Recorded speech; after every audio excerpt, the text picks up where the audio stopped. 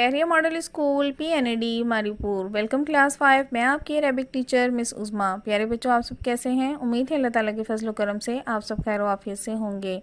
आज इंशाल्लाह हम अपने थर्ड लेक्चर का आगाज़ करेंगे। सबक नंबर 1 का पेज नंबर 79 आप अपने सामने निकाल लीजिए।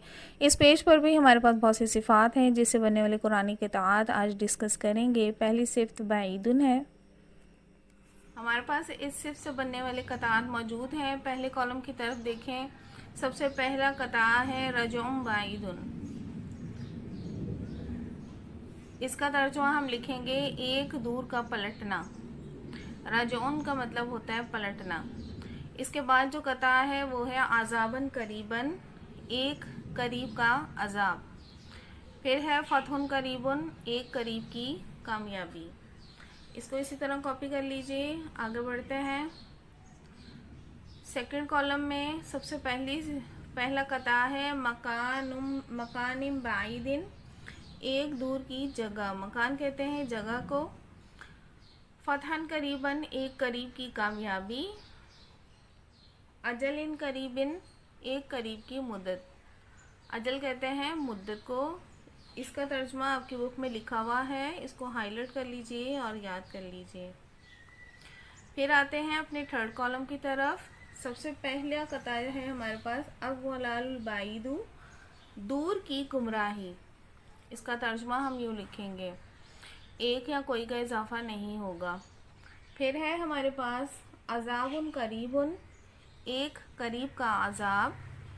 मकानिन करीबिन, एक करीब की जगह। उम्मीद है ये काम आपको बहुत ही आसान लग रहा होगा, क्योंकि इसके बारे में हम काफ़ी जो है डिस्कस कर चुके हैं, पढ़ चुके हैं। हमारे पास इसी पेज में दूसरी सिफ्त है तय्यिबतुन। तय्यिबतुन इसके मायने हैं पाक और इसका अपोजिट है खबीसतुन, घटिया। पहले कॉलम की तरफ देखें। तय्यिबतुन और खबीसतुन से बनने वाले कतार मौजूद हैं। सबसे पहले कतार है हमारे पास कलीमतन तय्यिबतन, एक उम्दा बात। तय्यिबा कहते हैं उम्दा को या पाक को, तो हम यहाँ उम्दा के साथ इसका तर्जुमा करते हैं एक उम्दा बात।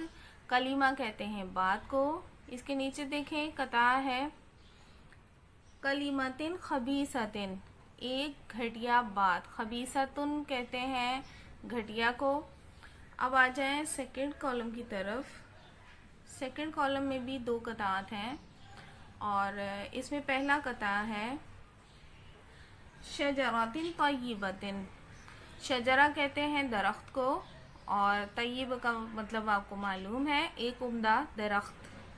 फिर है शजरातिन खबीसतिन, एक घटिया दरख्त। फिर थर्ड कॉलम में हमारे पास एक कतार है, ये है रीहिन तय्यिबतिन। रीहिन तय्यिबतिन, रीह कहते हैं हवा को, एक पाक हवा। इस पेज पर हमारे पास जो थर्ड सिफ्त है वो है मुबारकुन। इसका मतलब है मुबारक या बरकत वाला।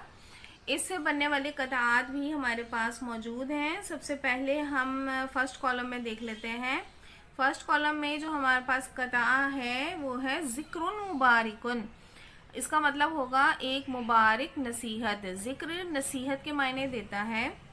और इसी तरह सेकंड कॉलम में हमारे पास जो सिफ्त है वो है लैलतिन मुबारकतिन। लैलतिन मुबारकतिन, तो इसका तर्जुमा होगा एक मुबारक रात। इसी तरह हमारे पास थर्ड कॉलम में जो सिफ्त है वो है शजरातिन मुबारकतिन, एक बरकत वाला दरख्त। तो उम्मीद है इसको भी आपने कॉपी कर लिया होगा। फोर्थ नंबर पर जो हमारे पास सिफ्त है वो है कलीलुन। इसका मायना है थोड़ा और इससे बनने वाले कुरानी कतार को देखते हैं। फर्स्ट कॉलम में जो हमारे पास कतार है वो है मताउन कलीलुन, एक थोड़ा सामान। मता कहते हैं सामान को। फिर बढ़ते हैं आगे सेकंड कॉलम में शय्यन कलीलन, एक थोड़ी चीज़। समानन कलीलन, एक थोड़ी कीमत। ठीक है जी। जी, 5वें नंबर पर जो हमारे पास सिफ्त है वो है वाहिदुन या वाहिदतुन। इन दोनों का मतलब है एक, वाहिद मुज़क्कर के लिए और वाहिदतुन मुअन्नस के लिए। ठीक है। और इससे बनने वाले कतार जो हैं वो भी 3 कॉलम में हमारे पास हैं। पहले फर्स्ट कॉलम की तरफ चलते हैं। यहाँ पर 3 कतार हमारे पास हैं। इसमें पहला कता है इलाहुन वाहिदुन, एक माबूद। इलाह कहते हैं माबूद को। इसी तरह माइन वाहिदिन, एक पानी। फिर है नफ़ख़ातुन वाहिदतुन, एक फूंक। नफ़ख़ा कहते हैं फूंक को। अब आ जाए हम सेकंड कॉलम की तरफ। सेकंड कॉलम में भी 3-4 कतात हैं हमारे पास।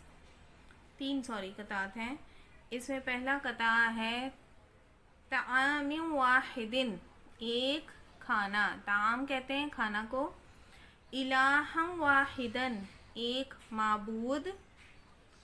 नफ्सिन वाहिदतिन, एक जान। नफ्स जो है हमारे पास मुअन्नस शुमार होता है, इसलिए इसके साथ वाहिदतिन की सिफ्त आई है। फिर है हमारे पास थर्ड कॉलम में बाबिन वाहिदिन, एक दरवाज़ा। बाब कहते हैं दरवाज़ा को। उम्मतन वाहिदतन, एक उम्मत। उम्मत के लिए भी हम वाहिदतन की सिफ्त लगा रहे हैं। सईखतन वाहिदतन, एक चीख। सईखा कहते हैं चीख को। फिर हमारे पास सिफ्त है अरबियुन, इसका मतलब है अरबी। तो इससे बनने वाले कतात की तरफ बढ़ते हैं। ये तमाम कुरानी कतात हैं जो कुरान मजीद में 12 आए हैं।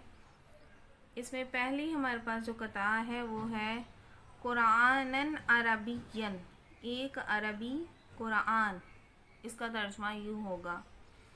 फिर है हमारे पास सेकंड कॉलम में लिसानन अरबियन।